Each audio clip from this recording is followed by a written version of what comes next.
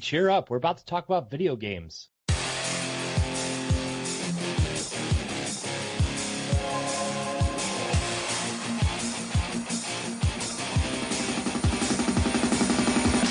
Starting the recording.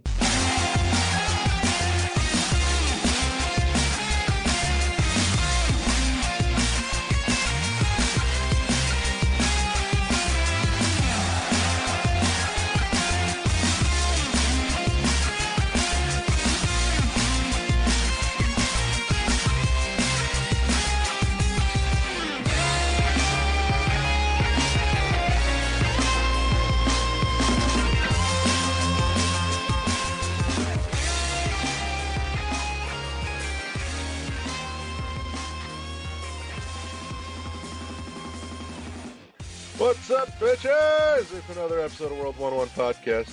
I am your host, Larry the Bearded Wonder. With me, as always, is my co-pilot, Eddie the Blackstronaut, the Doki Doki Ped, Part 5.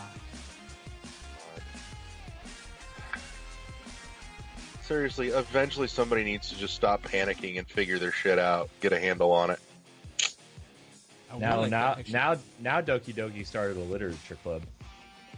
Oh God, that too. Well, that one is actually old. That game makes me want to panic. That the That PC game makes me want to do a lot of things, none of them good. Yeah, that freebie one. Oh, I heard a review about it on Zero Punctuation. Yeah, I was going to say, for anybody that's curious, don't play it. Just go watch Yahtzee's review and be done with it. That's all that you need to do. Save yourself the bloody time. And also joining us, finally back from whatever hole he was hiding in somewhere. Actually, we talked earlier. I know exactly what hole he was hiding in. But joining us is Corey in Ultra High Def, Hudson Dairy. I'm here. Woo! And I'm not playing Doki Doki Panic. I'm playing Super Mario Bros. 2 like a normal human being. Yeah, you're playing the reskin version. Excuse you. Try it. I don't even know what that means. Somebody's going to take that out of context and call me a racist, but I don't care. It's nothing I've heard before. Exactly. Oh, Lord. So, Corey, since you've been missing the longest, the fuck have you been playing? What have I been playing? I haven't really been playing much this week. Let me tell you what. This has been, for a week that hasn't been busy, this has been the busiest week of my life. I know that feeling. But in all seriousness, I played about... Get used to it. Yeah. Yeah. Yep. Feeling it already. I've been playing Monster Hunter World. It's interesting. It's interesting. I went in like... Everybody was like, oh, all the Destiny people are jumping to Monster Hunter World. I'm like, okay. But it's not, you don't really level up. You just buy better gear or whatever. And I'm like kind of going through here. To be honest. I need you to explain to me how the fuck there are still Destiny people. Right? Don't ask me. I haven't played in like 3 months. So somebody else can. Ray Astorio can tell you that. He was on Destiny the other day. Odd. Well, he's jumping around. Destiny and Monster Hunter. I know. I saw him all logged into Destiny the other day. I'm like, he plays a lot of Destiny still. This confuses me. Like, you look at your friends and go, I thought you knew better. Listen, I'm a huge Destiny fan. I have a Destiny poster right here on my wall. I have a bunch of Destiny figures sitting over there on that shelf. I haven't played Destiny in 3 months, okay? I look at my time played on Destiny 1 and compared it to my Destiny 2 time. Let me tell you, it's like a week. Maybe. I'm embarrassed to say my Destiny 1 time, but I'm embarrassed to say my Destiny 2 time to say that I even put that much time into this game. But I've been playing Monster Hunter World. Let me tell you what, this game is giving me Breath of the Wild vibes a lot.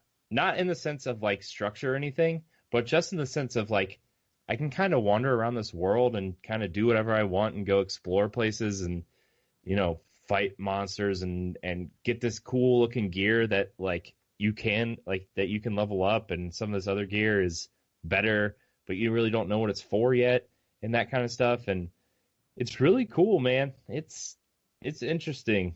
It's I fought a giant lizard the other day that ate another baby lizard. That was cool. And then while I was fighting, a T-Rex came out of this tunnel and ate a giant bird. A lot of interaction that almost blew up my PS4. Talk about, dude, though, seriously, I've never heard a game on my PS4 make my PlayStation roar so loud. Wow. It is so loud when I pushing play it. Monster Hunter. And I have a PS4 Pro, and I'm playing it on frame rate mode. So, like, the graphics don't even look fantastic. It's just pushing the frame rate, and the frame rate's maybe a little bit over 30. Ouch. So this game's really struggling, but it's fun. It's cool. I've played about 6 hours. I really don't know what I'm doing still. I have this cool axe that turns into a sword when I press R2, and like it sets things on fire until the meter runs out, and then I can't use the sword until I charge up the sword meter on the axe. So that's I told Eddie I gotta ask because every time I see anything to do with Monster Hunter, my brain just says this is medieval Phantasy Star Online. pretty I'm much. Yeah, You're see, correct. Yep, you're right. It's fucking not. told you. It's You're not, right. though. Fucking No, told you. It's not. It is. It It's is not. push button internet to win. It's not. You can. I mean, it takes the takes basic- a while. Yeah, it takes a while to really get it, figure out what's happening. But like, you're still teaming up with 4 friends to fight these giant creatures, and but the thing is like, I started out. I made a female character because why not? And this armor I have on right now, very covered for a Japanese game, right? There's no like boobage hanging out. There's sleeves. There's a neckline. She's wearing goggles. She's got some like normal pants on. I afraid that like Corey equipped normal pants. yeah, pretty much. I went on. I'm like, I was reading this stuff online. Everybody's like, try to go for the bone stuff because like the normal like medieval style armor, like the chainmail and stuff, has a higher defense, but it's lower in resistance to like fire and electricity and stuff. So you should go for the bone armor. I'm like, cool. I have enough materials to buy the whole first bone set. Totally a Japanese cave woman now. I just wanted to tell you. It's like this. It's like I'm resistant to fire. I'm super like I have like really high defense, but it's like A bikini. that's a little bit too coverage. So what you're saying is you totally just boned your avatar. Yep. Thank you. Hey, that's the title of the episode, by the way. Boning your avatar. Yep. Write that down. You got that, Ed? It's on. It's being recorded. Man. But in all fairness, I like the game a lot. I don't know like if I'm going to put a ton of time into this game, like 50, 60, 80 hours, but I might put 20, 25 into it and see where it goes. And maybe the end game will catch me. Maybe some friends will play with me and I can actually figure out what the end game of this game is. But, dude, I'm going to warn you right now. I got a fucking save file on my GameCube from PSO episode 1 and 2 that has like a solid 12,000 hours on it. That's nuts. insane. That's insane. It's too much. Dude, you get the right crew of people and that shit'll suck you right up.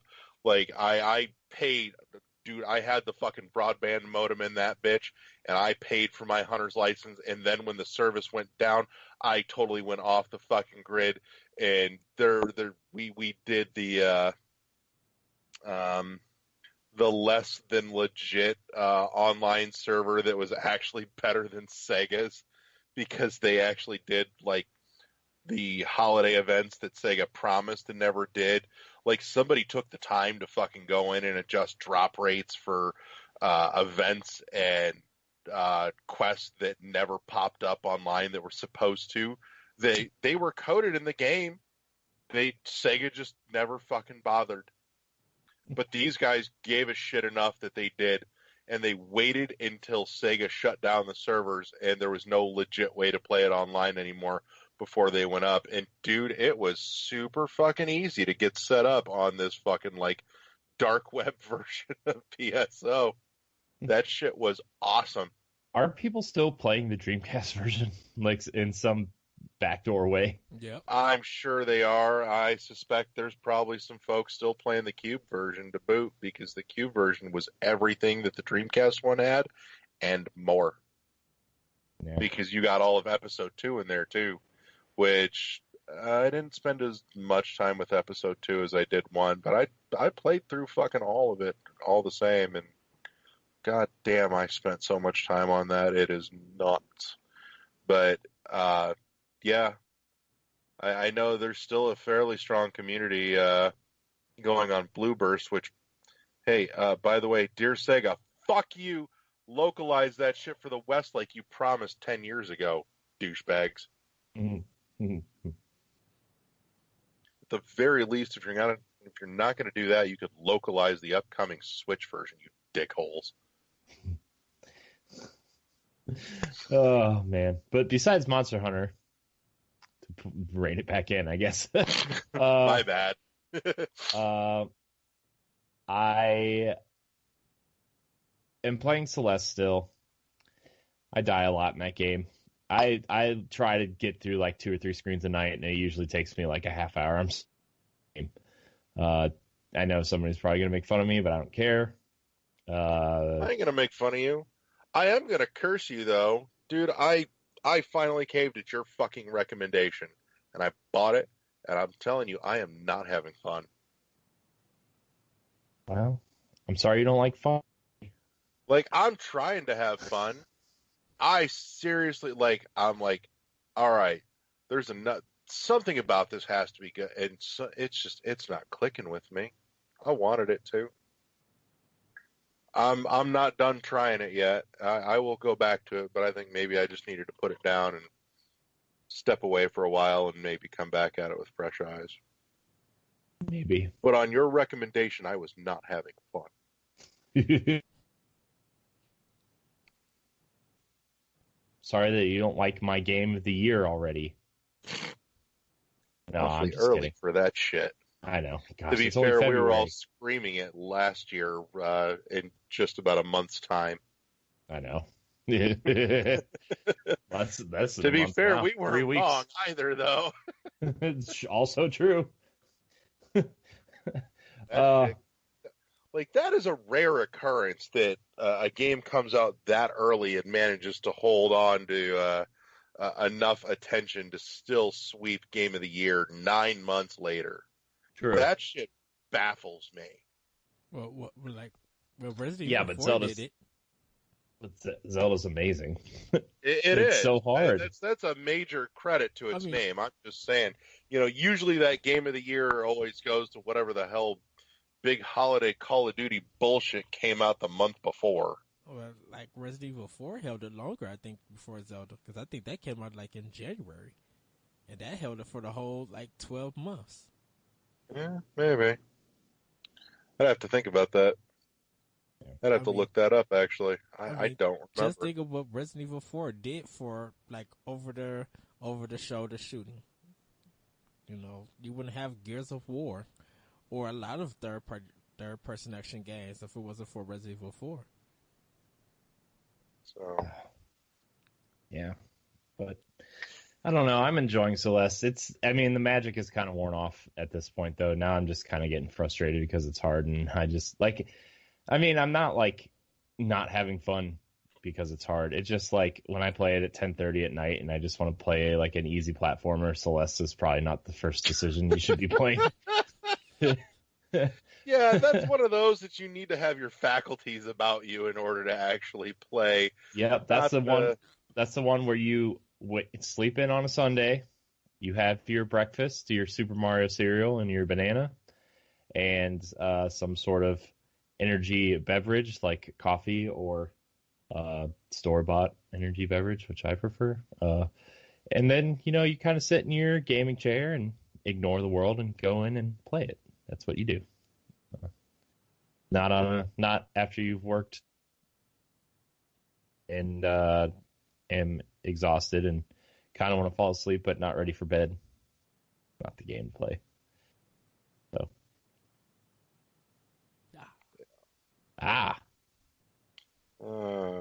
So.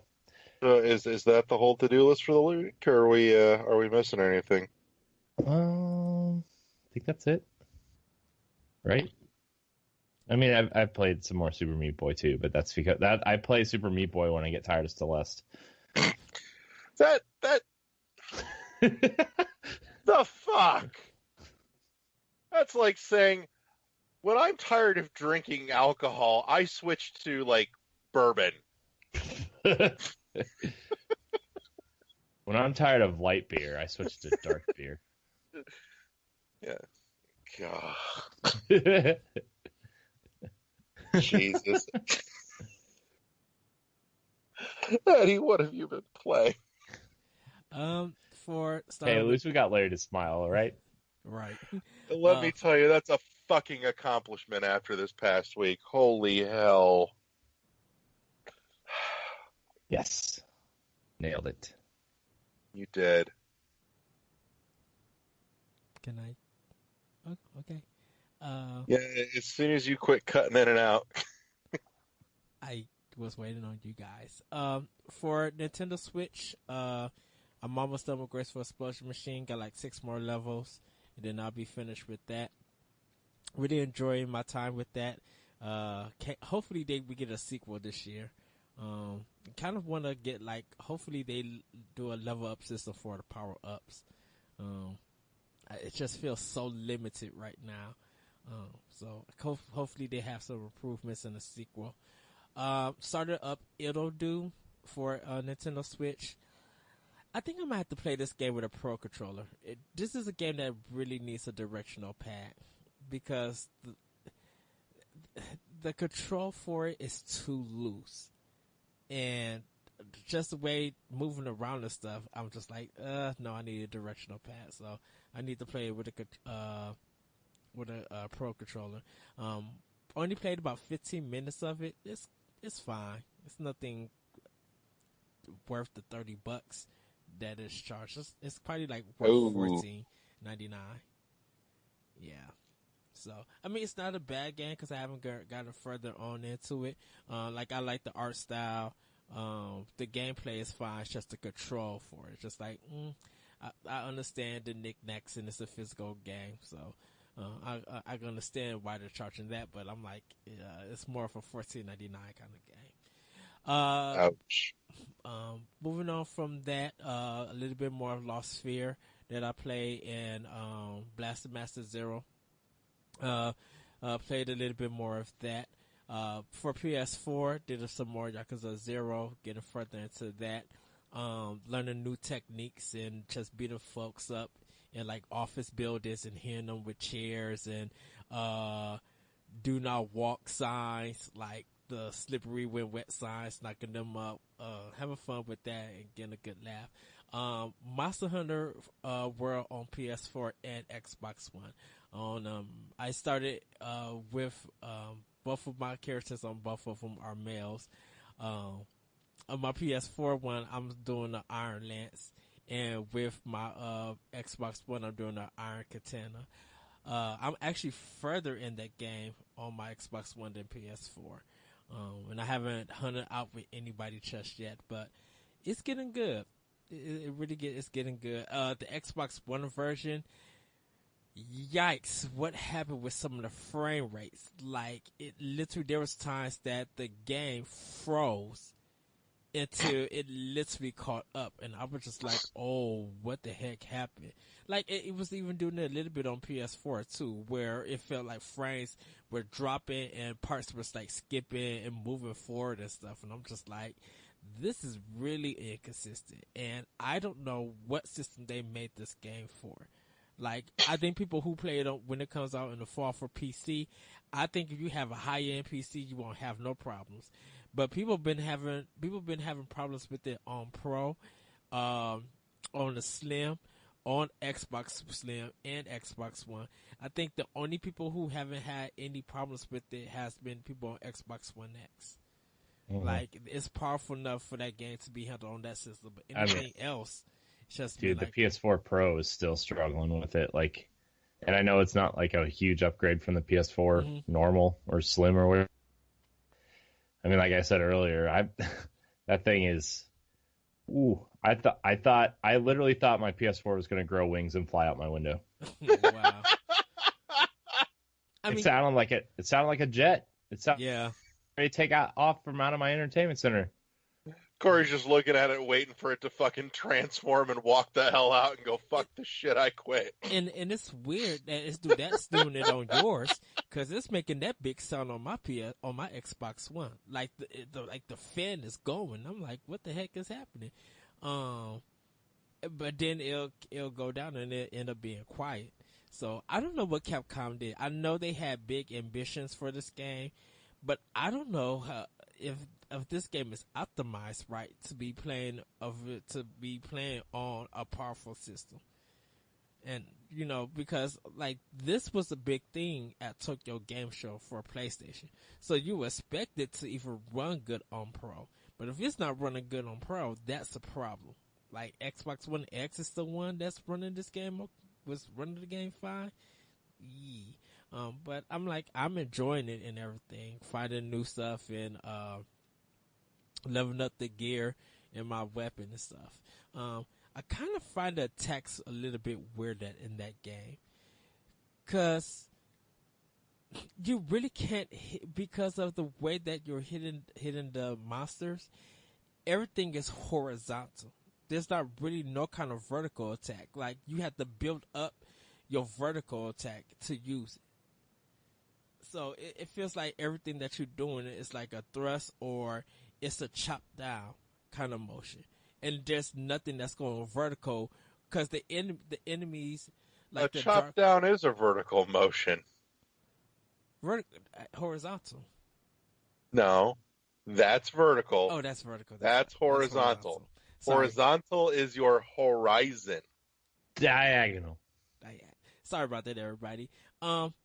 It's doing. Eddie's been playing Horizontal Zero Dawn because he doesn't know which way the fucking sun's coming up. Look, it's been a long day. But I mean, it's doing a lot of vertical. And you have to build up to do your horizontal attacks, I should say.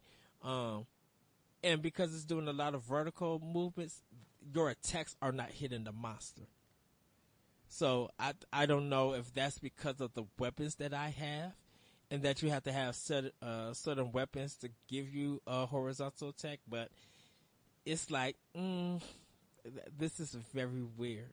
And because your weapon has a stamina bar, I don't know if you could actually break it, but it gets weak over time. And these hunts are taking 15 to 20 minutes long. Some of them are longer than that. I went on one that was 50 minutes the other day. Yeah. To buy some bone bikinis. That was weird. And some furry boots. They're like prehistoric Uggs. Oh, wow. All I need is some... To be fair, most modern Uggs look a vague bit prehistoric already. You're not wrong. Yeah. All I needed to do is go to the canteen and order some Starbucks or Monster Bucks. Star Monster. No. Latte. The logo's a picture of a Monster dinosaur Chino. holding its legs over its head. Yep, pretty much. I mean, but I'm enjoying the game. Hopefully, I know I got to play with Antonio. He wants to play it on Xbox One, so I'll help him do some hunts. But I'm enjoying it enjoying that. Last but not least, been playing Iconoclast on PS4. This game is quite long. Like, literally, I'm just like, ooh, this might outbeat Super Metroid in length because this game, I feel like Metroid is not that long. Super Metroid is quite long. If you're trying to figure the game out, I think if you're bad at Super Metroid, it's maybe no, 7 hours long. It's Super Metroid. Super Metroid is long if it's your first time playing it. Because you don't know. Because if you have never played the Metroid series and you're trying to figure your way through out some stuff, and you don't know the tricks and everything, playing it for the first time, it's going to take you a while to do. It's not going to take you like 6 or 5 hours to beat. And Iconoclast kind of feels like that. You're kind of figuring your way throughout that game. So that's why it's longer. Plus, Super Metroid don't really have any cutscenes or anything. So Does not. where Iconoclast kind of have cutscenes and everything. But like I said, you don't get upgrades or anything. But it takes you to different sections of the game. So it takes a while to figure out, how to beat some of the bosses and figure out like where to go next. So, if you play Iconoclast, after you know everything, of course it's going to be a little bit shorter because you can fast forward some stuff. You know what to do. But it's longer in the sense that figuring out the game, is quite longer than figuring out like Super Metroid or something like that. That actually brings up a question I'm going to hit you guys with the back half of the show here. Just something I was rolling around in my head in the last couple weeks. But in any case, anything else The way on the you list? the way you say things are rolling around in your head all the time, Larry, it must be a circus in there. I want to see some lions and jumping through fire It's hoops. really and stuff. more like a bunch of fucking Hot Wheels tracks, just with Okay. marbles instead of cars. Okay. Are there super jumps? Do you got the No, boost? because at that point I would lose all the fucking marbles. Not one of them would make that jump. Wow. Okay, fair. They just don't have enough power for that shit. Gotcha. It's like when you're playing Roller Coaster Tycoon and you want to jump in there. All the tracks have to be connected until you can just say, roller coasters that have boosters at the beginning don't have to have a connected track all the way around to the back because it can go backwards. And then you put a jump in there and you murder like 25 people. And then people still stay in line to ride the Yep. roller coaster. Hey man, if they want to pay $3 a ride to murder themselves, just saying. And all you got to do is close it and reopen it, and then Speaking of Roller Coaster Tycoon, it's coming to Switch. There you go. And they announced the modes, and they've got the funding, which is $10,000. How are you going to make a Roller Coaster Tycoon game for $10,000? Atari gonna have to do something. Better hope those hats with the speakers in them take off because Should they better hope people buy the game? They promise royalties for people who donated. I don't even think Atari knows that Atari exists sometimes. But yeah, but that's what all I've been Like playing. every once in a while, the CEO of that company wakes up. It's like, "The fuck am I doing? Wait, Where what? am I? What year is this? The hell is a video game? What are you talking about? What are these compact discs we're putting these things on now? My Sega Genesis can't read this shit. Why are there so many buttons on the controller? How do you control a game with 2 joysticks? The hell is a resolution? It's not New Year's.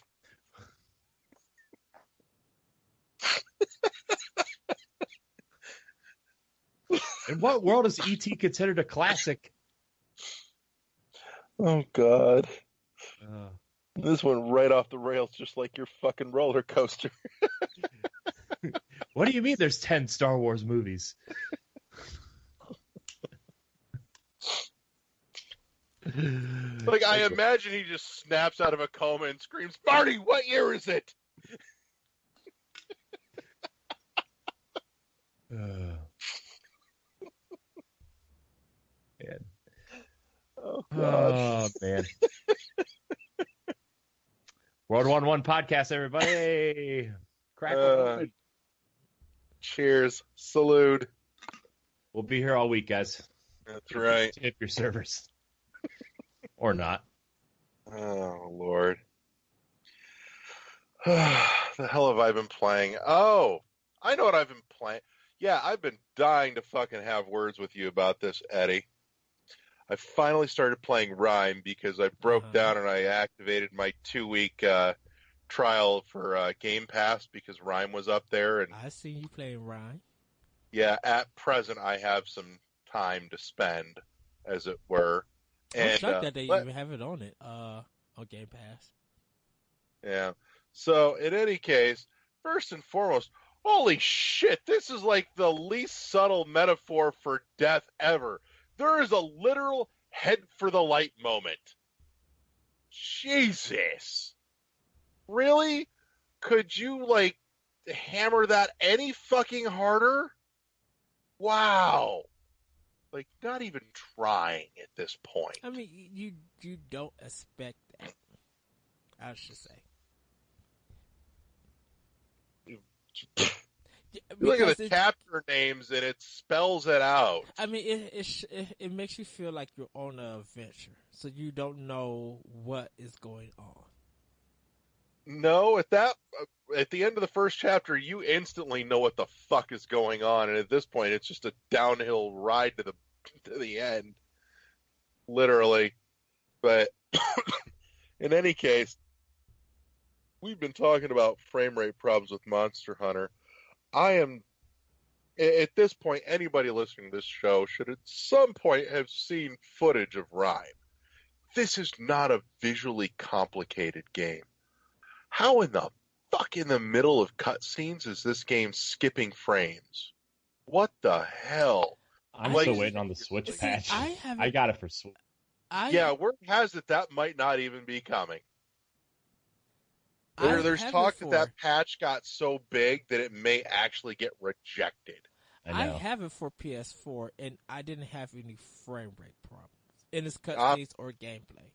So I'm watching on Xbox One, and it's missing shit. Like I'm playing this, going, "What the fuck kind of garbage did you build that you can't run this properly on Unreal 4 engine?" See, I think it's because they've been designing the game for PS4. And when it looks the way it does, there is no excuse. Well, None. I think that see, I don't know what their porting process was to Xbox One. Switch, I know they have problems, but I don't know about Xbox One. Clearly. I think because they were building the game for PS4, they have more experience with it for PS4, so the build was better. But yeah, I just don't know how the Xbox One version was. I know some people said that it's been a problem across all 3 platforms with some of the frame rates, but I haven't had that problem. So yeah. So it just in regards to the game itself, though, negligent of performance issues. The opening kind of pissed me off, to be completely honest. Like the first section of that game, the first 4 statues, felt painfully aimless.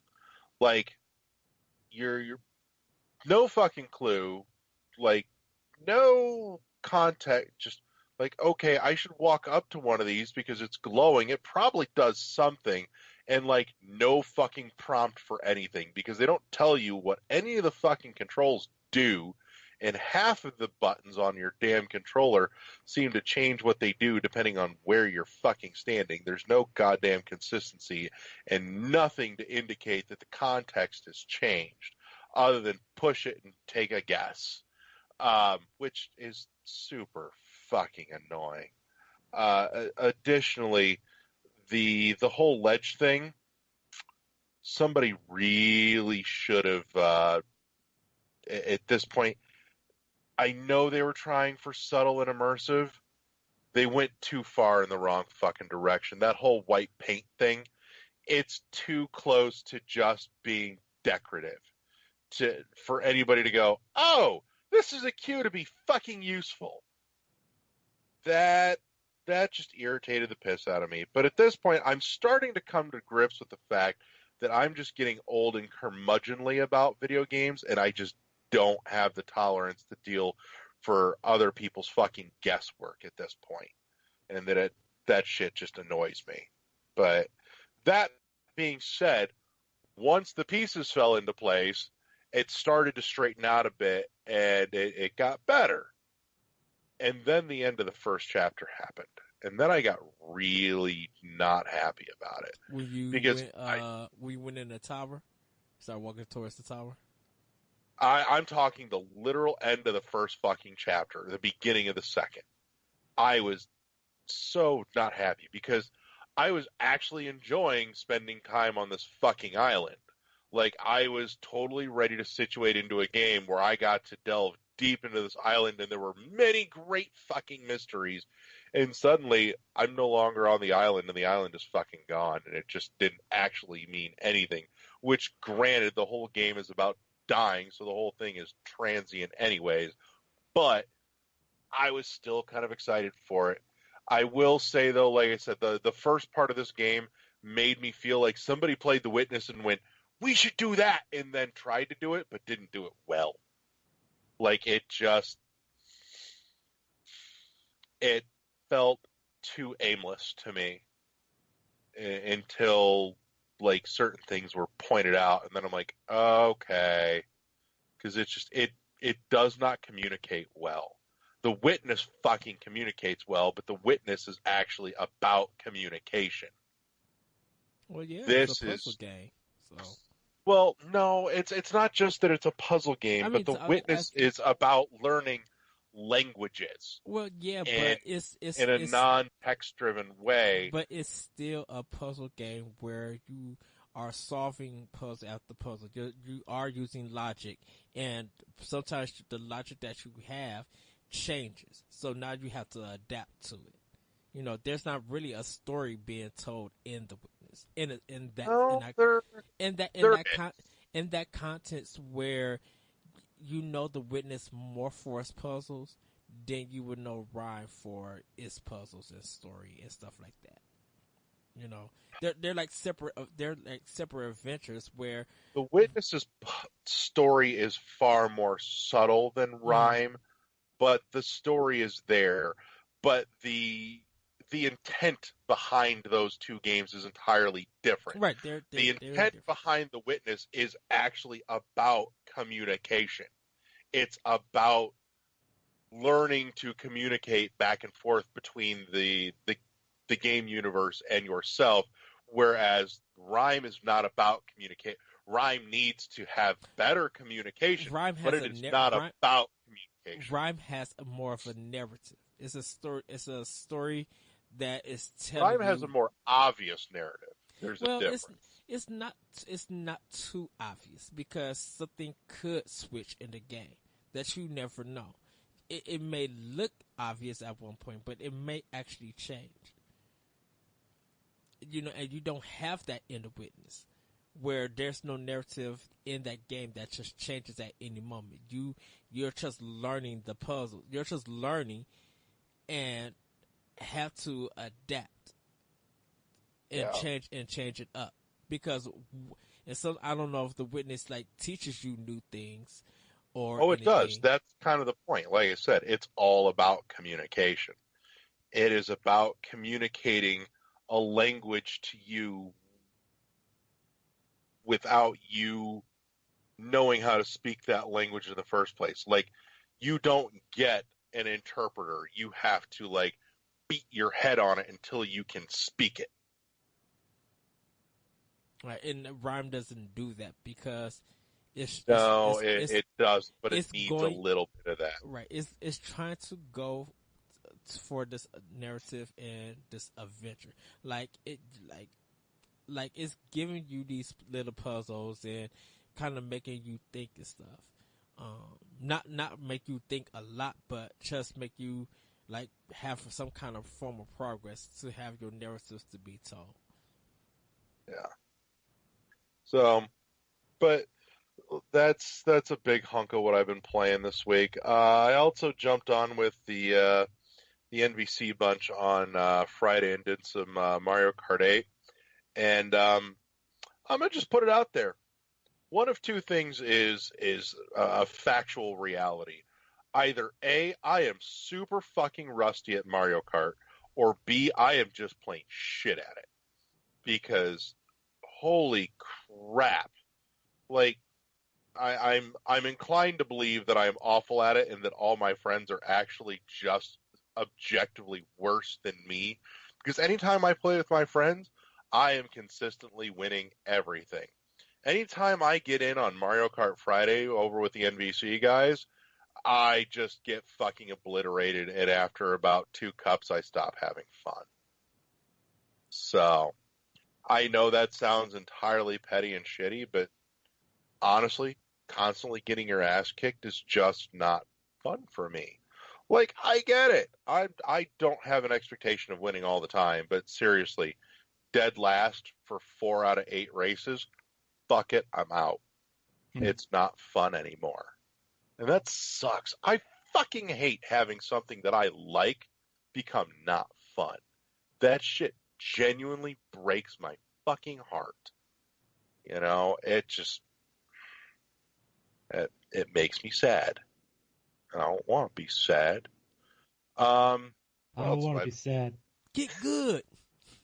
Yeah, I got your get good right here. Blow me. Dude, if I stop playing games... Quit salivating. If I stopped playing games after people told me to get good, if I stopped playing, I would have stopped playing like 20 years ago, dude. Let's see. I know I've been playing something else here this week. I fucking have to have. I've had the time. What the hell have I been playing? Oh, yes. I knew I was playing other shit. I spent a little bit of time with Wolverblade, finally. I bought it several weeks ago and haven't touched it up until this week. It's middle of the road. It looks pretty. It has that whole hand-drawn sprite thing going for it. I had vague callbacks to Castle Crashers, but instead of like hand-drawn silly, it's hand-drawn super fucking serious. It's delightfully bloody and gory, but it is super fucking basic. Like, I played it and I just thought to myself, I would rather be playing Golden Axe. Like, this game has a super fucking serious story and everything, and I just don't give a shit. Like, I just, every time it has a little story bit, I'm like, stop talking. I just want to go back to killing shit. Is it a 2D platformer? Or not a platform? It's like Golden Axe. It's like Castle Crashers. It is a side-scroll beat-em-up. Oh, side-scroller. Okay. Oh, yeah. And it is intended to be hard as nuts. It's just, it feels needlessly cruel. I'll grant you, like, Golden Axe got kind of brutal towards the end. This game from the outset just feels like it is designed to make you not progress. Like, it's like one part of the game says, I want to tell you this epic tale. And the other part says, you're never gonna see it. Is there a level up system to it, or just? No, it's just, you know, keep punching everything and hope you don't get hit, but you will. So yeah, it's the definition of mixed bag for me. Also spent a little bit of time with kind of a less than talked about game on the Switch. I've been playing some Koi. It is a fairly mellow game. It's a giant fetch quest, that an escort mission. That's all it is. It's like find the right colored fish and drag the right colored fish to the right color flower and make the right color flower all pretty again. And don't let the blackfish eat you. That's it. It's got a little minor variation to it throughout, but that is the absolute foundation of the game that you will just continue doing until you get to the end. And there's some story in there about how the river's polluted and shit, but I so don't care. I just played it because I don't have to think real hard. I thought it was like a Zelda clone. No, From the way that not. it looked like a Zelda game. It's a very mellow, you do not have to try hard game, and I needed some of that this week. I needed to just be able to tune in, drop out. So, and that's what Koi let me do. Aside from the goddamn Simon Says thing, that just annoyed me. There's a couple parts where you've got to make tree branches go away, and it's just a memorization thing that just felt tedious to me. It almost ruined it for me, but I was just not in the mood to deal with it either. So I can't say that it breaks everything for anyone. It was really probably just my mood more than anything at the time. But for what it's worth, it's cheap, and it's good to have something on there that is seriously just a zero thought game, and that's what Koi is for me. And I've had need of that this week. I'm feeling like that's most of what I've played. Yeah, I'm going to say that that's most of what I played. So, so news for the week. There's been a couple bits and pieces of goodies. I know, Eddie, you and I talked about some of the stuff that happened about halfway through the week, because that's the last time we convened the Council of Nerds. Yes. But that's not to say that a few things haven't come about since.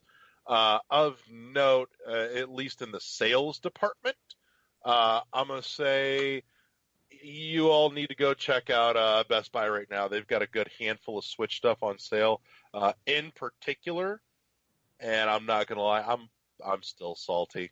They have the physical edition of Rocket League for $20, and if you've got their Gamers Club Unlimited, it's cheaper than that. So if you haven't bought it yet, which at this point there's a physical version, there's a digital version, you should have one of them by now. That's a great way to go buy it. Also, there's supposed to be a patch coming down the pipe here to pretty up the visuals a little bit. I don't expect it to run on par with the Xbox One or the PS4 version, but it's supposed to get it at least a little bit closer. So that's a thing.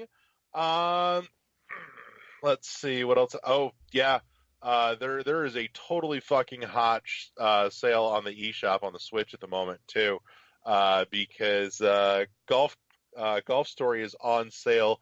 So if for some reason you've been holding out, that's a thing that you're going to need to buy right now, because it is the second greatest golf game ever made. Additionally, Rocket League is on sale on the eShop too. So if you don't give a shit about having a cartridge like some of us, and that's fair, that's an even cheaper way to get it. So that's well spent. Yeah, I know. I'm with you there. But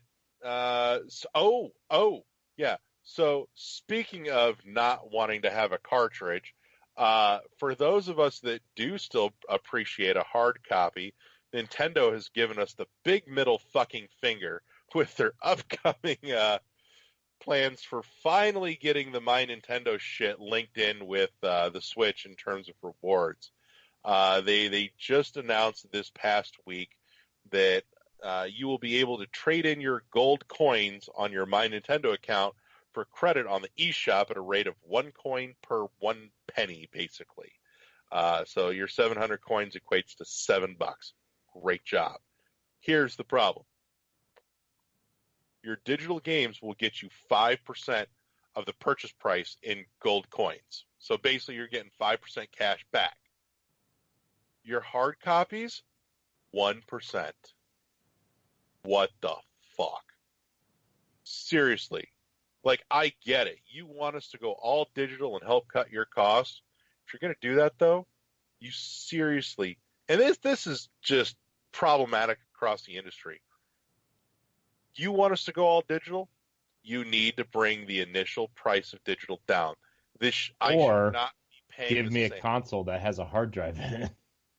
But Yeah, that too. I mean, that goes for PS4 too. With the And that's what I'm getting at here is that, like I said, this is an industry wide problem. Well, they don't want to cut. Like nobody wants to switch to all digital, so they have to keep the prices at parity, so they don't piss off the brick and mortar stores. right.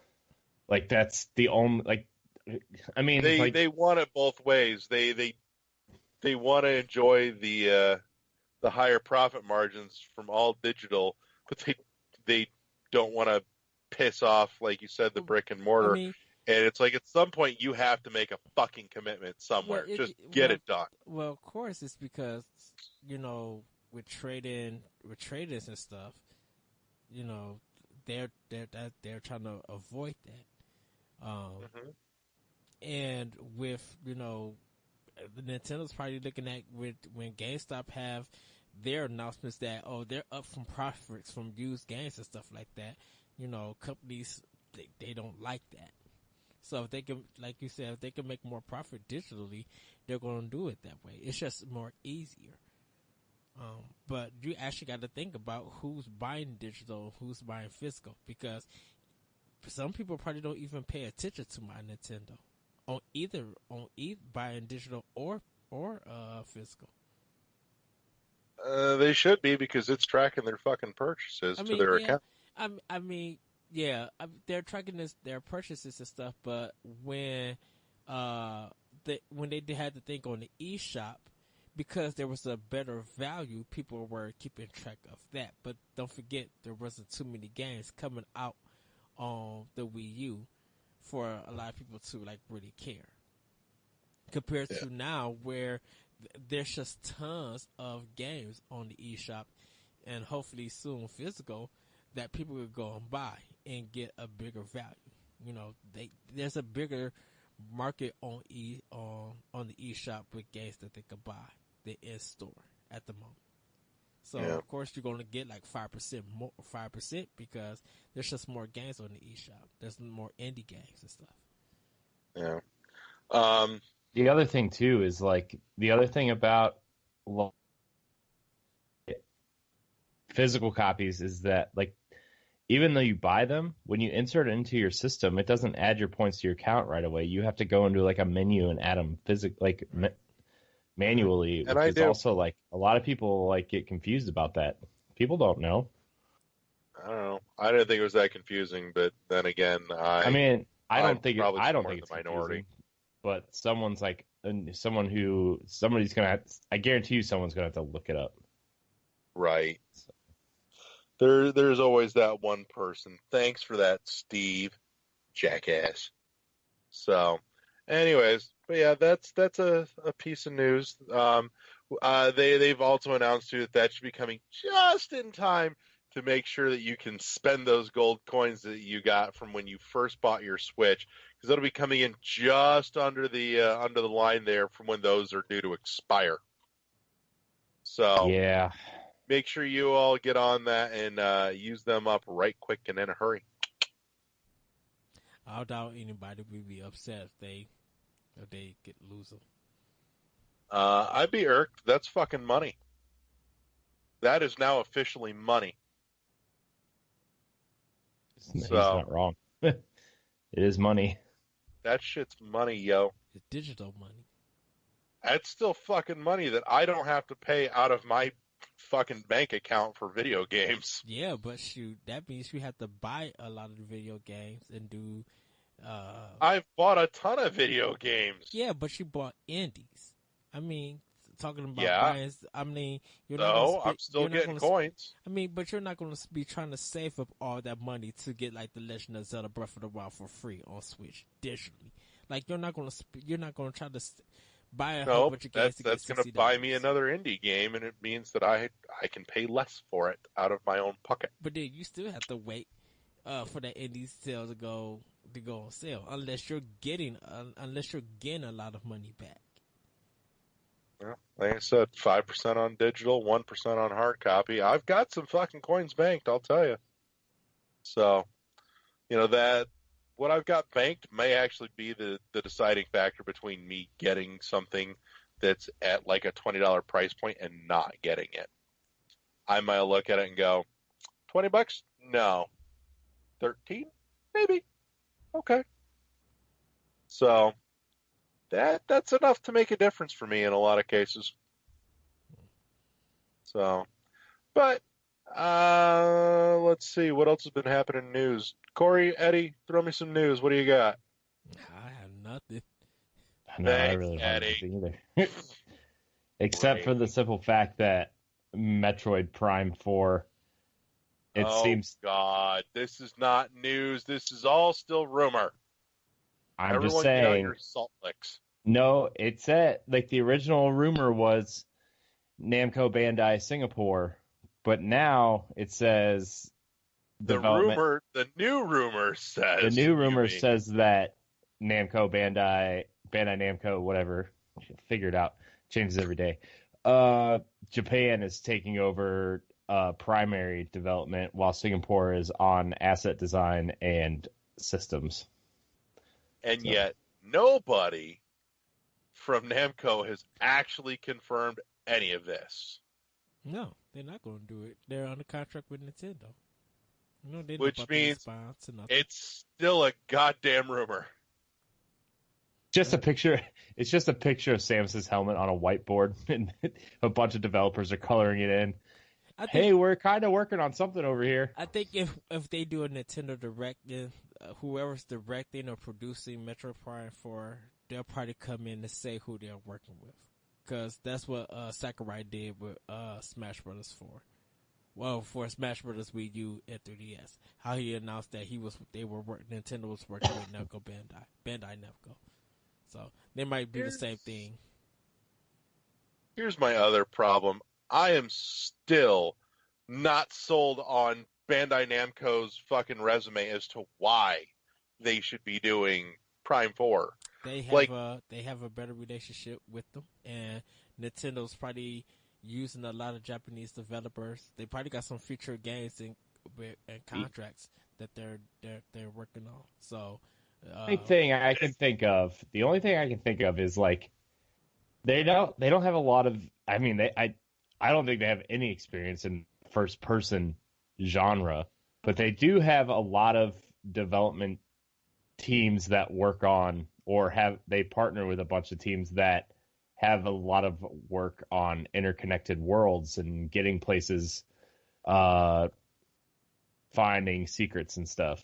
Like they do have that. That's the first fucking valid argument for this that I've heard yet. But think about it. You know, Nintendo secretly work with relationship with the development company does not mean that they have a track record that qualifies them to work on this.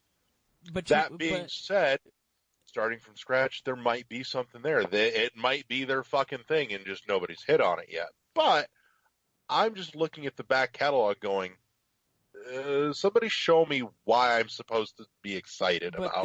They made a Metroid map that looked like a Pac-Man stage. But think of Mercury's. Think of Mercury's theme or system, whatever it is, doing Metroid Samus Returns. Like they at least had experience doing Castlevania. But they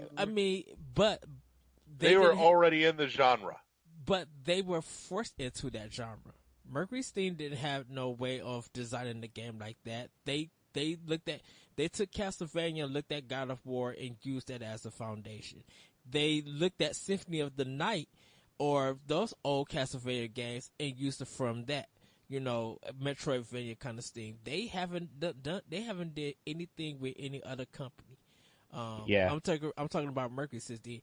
They just got their reputation back working with Nintendo to make this game. So yeah, whatever experience they had for working that 2D Castlevania, Nintendo came in and proudly worked with them to make a better game, to get that reputation back. Yeah, you know, I agree with you. Bandai Namco directly might not have worked on like interconnected worlds or first-person games or whatever, but they have a lot of connections with a lot of developers, and like maybe they're pulling devs from other teams. Like, they don't own From Software, But Right. From Software has a huge stack of games, I don't know, Dark Souls, that have hugely interconnected worlds, and they do a fantastic job of connecting those worlds through puzzles, through shortcuts, through backdoors, finding different ways to get into different places. They could pull devs from there. They could pull devs from some of these other and I'm sure Nintendo's lending them plenty of talent to oversee the project. And Bandai Namco, because of working with Nintendo in the past, they know how to polish stuff right. Mm-hmm. Plus, I'm sure even though Retro's not working on it directly, I'm sure they have advisors that say, this is how we worked on this, or they're going to Armature, because a lot of ex-Retro people went there, and like even directors, they have advisors or something. Yeah, I was going to say at this point, I wouldn't consult Retro for much on it, because so much of what was Retro Studios during the prime years is gone. Yeah, and that's fine. I think because when you look at WeCore, just because those developers left and went to go make something on their own, you don't see the Nintendo polish in that game. You don't even see a finished fucking game for a year. Well, that is true, but you don't see that polish. And Nintendo probably restock people at Retro, because Retro is now doing their own game. They know what Nintendo expect. So if they're having a problem, they could go to the other people in Nintendo, developers there, and be like, can you check this out? Give us some ideas, see what we could fix. And that's what's probably happening with Bandai Namco. I'm not convinced Retro Studios at this point isn't just sitting on their thumbs watching the internet lose its fucking mind and laughing. No, I think they're focused on, well, of course they're focusing on their next game. What would be surprising if someone like Activision was doing Metroid Prime 4, or somehow they got the DICE engine from EA and they're doing it with another company. Like, that would be the most shocking stuff if that happened. Not them work with Bandai Namco. If it's true, good for them. Just make sure that it's polished and give us a good product that we could talk about.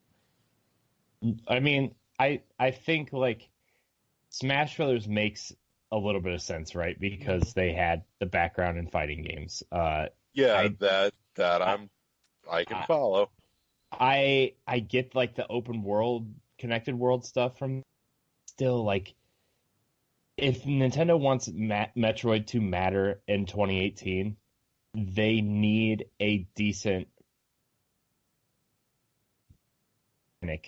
anything.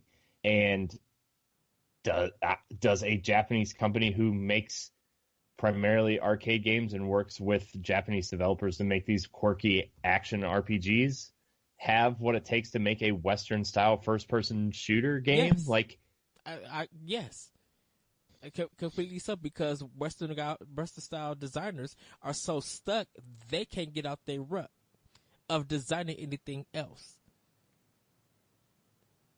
I don't know. I think the same could be said of Eastern development too. Eastern development has more experience in working with different genres of a game. They don't sit on two titles and send those two titles out almost every year. I mean, if I was to choose a Japanese company to work on a Metroid game, like a Metroid Prime game, it would be Capcom, just based on what they did with Resident Evil 7.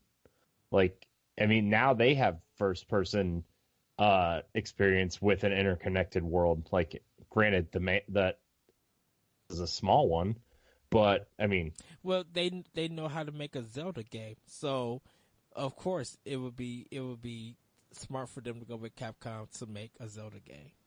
Yeah, I mean, look, I expect Metroid Prime to be nothing less than good. Right. I mean, Nintendo's going to put their Nintendo polish on it. They're overseeing the project. It's not like they're like, hey, Bandai Namco, here's Metroid. Have fun. We'll see it when it's done. It's not like they're pulling one of those things. But, like, it's still, like, really kind of it. Worried's not the right word. I'm more confused on why they went that route instead. And I can't wait to see It what the happens. game looks It like. always happens with Nintendo that people get confused, and then when they play and it clicks, they enjoy the game. That might be saying something different for Star Fox Adventure, but hey, the intent for Star Fox Adventure was to put you in the pilot seat, and because a lot of their playtesters and Platinum I and think the Nintendo, intention of Adventure was to take you out of the pilot seat. I mean, Yeah, the intention of Zero was to put you in the but pilot seat, but and then that crashed and burned. but I think because most of them were so used to playing it at Nintendo, and not a lot of us get in our hands. So because we don't play games like that, we don't play arcade style where we're piloting the game and we're flying. We don't play a lot of that. Like last time I can actually say that I played it. It's the Star Hey, don't Wars play that. arcade thing at an arcade thing like Dave and Buster's. Yeah. Yeah. It's I cannot wait to see what this game is. I just hope that Nintendo goes to somebody and says, "Hey, maybe people like Prime 1, 2, and 3, so make it pretty. Put it on Switch." Yeah, at this point too, given the fact that we are almost guaranteed not going to actually have this game in our hands within the next 12 calendar months minimum, there is more and more rumbling that we may see a re-release of the Prime trilogy, which I would not be upset about. I would love to be able to pick that up and play that on the pooper. Yep. So You know what? I played Celeste on the pooper. I'm really trying to figure out though how they translate. I'm sure it's perfectly doable. It just I have a feeling that translating Prime 3 into stock controls is going to feel like it's missing something, because there was something genuinely tactile about so much of what they did with the motion control, and the components with the grapple beam especially just grabbed me, no pun intended. But I'm sure it's doable, and I would be surprised if somebody isn't, hanging out in the lurch working on it quietly. But part of me expects to see that announcement somewhere at E3. And it's out now. Right. Download it now. In stores tomorrow.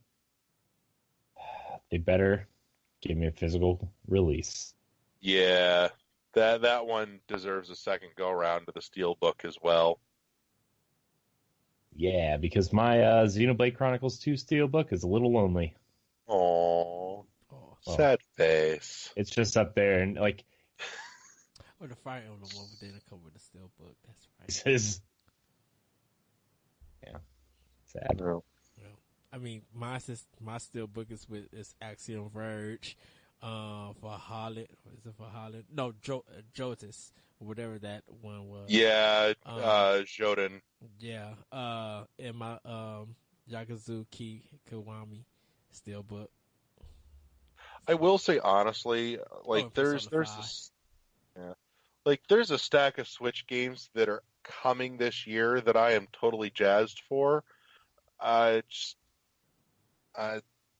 looking at most everything as it's coming out going, you're not on the list. I don't know that I care.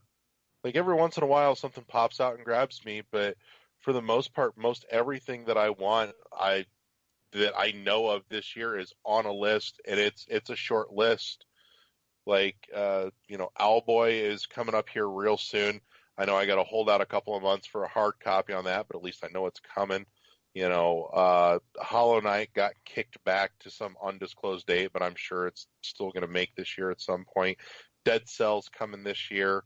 Totally jazzed for. Really hoping for a hard copy, but I'm not banking on it. But, It's a Shit. short list, but I gotta get that shit's got me jazzed for this year. this. Has got to get out of early access before it Oh, does I hit. know. But anyways, that's all I got. Yeah. It's slow right now, man. It is. It's slow until Friday when Bayonetta 2 comes out. Yep. Yeah. Again. Yeah. That Still no physical in the release for one. States. Ugh. It. I know. It's horse shit. It's all horse shit. But in any case, that being said, everybody, as always, you can find us at our home on shoutengine.com. We are also on your easy and convenient mobile devices, both on iTunes and Google Play Music under the podcast section there.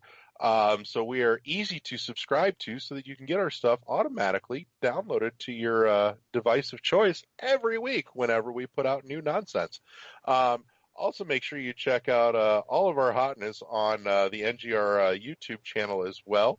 Not to mention all the other insanely good, delicious content that NGR puts up, including the actual NGR show, Arsenal X, Nerds Gone Platinum, and Pal Block featuring both Corey and Eddie.